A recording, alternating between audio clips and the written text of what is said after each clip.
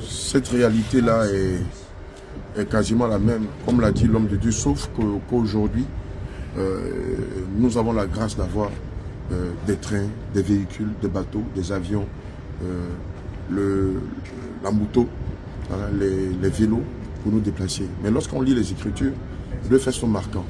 Le Seigneur lui-même recommande de porter la sandale, de prendre son bâton et de mettre sa bourse et d'aller de ville en ville, de lieu en lieu pour annoncer l'évangile. Alléluia. Amen. Et comme l'homme de Dieu l'a dit tout à l'heure, on imagine les galères qu'ont vécu les apôtres. Amen. Pour aller de lieu en lieu afin d'annoncer l'évangile.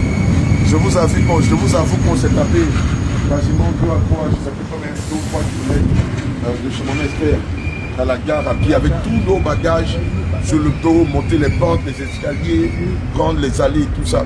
À un moment, on n'avait plus de cardio. On était tous essoufflés. Il fallait nous voir. Mais imaginez-vous, nos patriarches des apôtres, se taper des centaines et des centaines, voire des milliers de kilomètres à pied. Amen. Et puis, homme de Dieu, il y a du temps, ils étaient dans un bateau. Oui. Moi, le bateau en Italie, ou bien où ça l'a. Le bateau a chaviré. L'eau était comme ça. Effectivement, l'eau était gelée. Amen. Ils allaient en Europe, ils quittaient le Moyen-Orient, le nord de l'Afrique, pour se rendre au Moyen-Orient. Et donc, imaginez-vous, ils vont se retrouver sur une île. Amen. Et pendant qu'ils se réchauffaient, un serpent va sortir des branches et monter sur le bras de l'apôtre Paul. Imaginez-vous toutes ces galères qu'on vit pour Christ. Amen. On veut profiter de cette occasion-là pour rappeler aux enfants de Dieu, aux serviteurs de Dieu, que ce soit en Afrique, que ce soit en Europe, de vraiment de se battre. Disez de tous les moyens que le Seigneur met à votre disposition afin de glaner dans le champ du Seigneur Jésus. Amen. Il est bien de s'inspirer des dévanciers, mais il est bien aussi de faire comme eux. Amen. Regardez tout le travail qu'on a bas ici en Europe. Or, comme le pouvait le dire le Seigneur Jésus-Christ, la moisson est grande, mais il y a peu d'ouvriers. Priez le maître de la moisson afin qu'il envoie des ouvriers dans sa moisson. Amen. Regardez toute l'Europe. Combien de personnes sont réellement attachées à la saine doctrine? Combien de personnes ont eu l'occasion? Je vous assure qu'on était dans un train et je suis tombé sur une femme arabe, une femme musulmane arabe.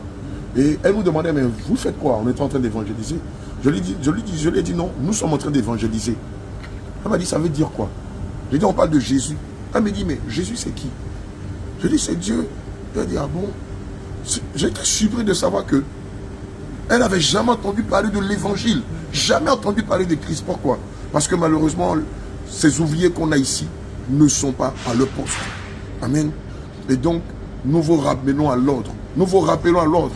Et nous vous recommandons, nous vous exhortons de travailler avec les dons et les talents que le Seigneur vous a donnés. Ne soyez pas comme ce troisième serviteur qui a reçu un talent et que de le mettre en exergue. Qu'est-ce qu'il a fait?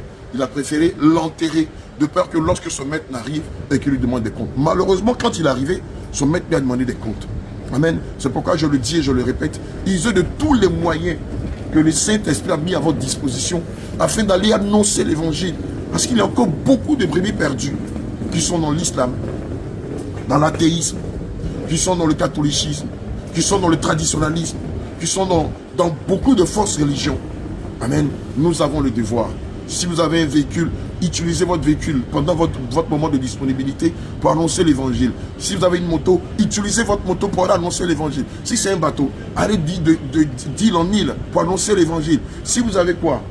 Un yacht ou bien un jet privé, utilisez-le non pas pour faire le malin, mais pour gagner des âmes pour Christ. Parce que le peuple de Dieu se meurt. Parce que le peuple de Dieu a besoin d'entendre Christ, a besoin d'entendre la révélation des fils de Dieu. Comme il est dit dans le livre de Romains 8 au verset 5. Mais si nous, qui avons la révélation, nous ne la faisons pas sonner, si nous ne sonnons pas de la trompette, qui le fera? Amen. Et c'est pourquoi l'homme de Dieu, il pouvait le dire. Aujourd'hui, nous sommes beaucoup plus à l'aise que nos pères. Parce qu'eux marchaient de lieu en lieu, de ville en ville, de village en village, sur des dizaines, des vingtaines, voire des centaines de kilomètres. Mais nous, aujourd'hui, grâce à la technologie, amen, nous arrivons à nous déplacer en étant record.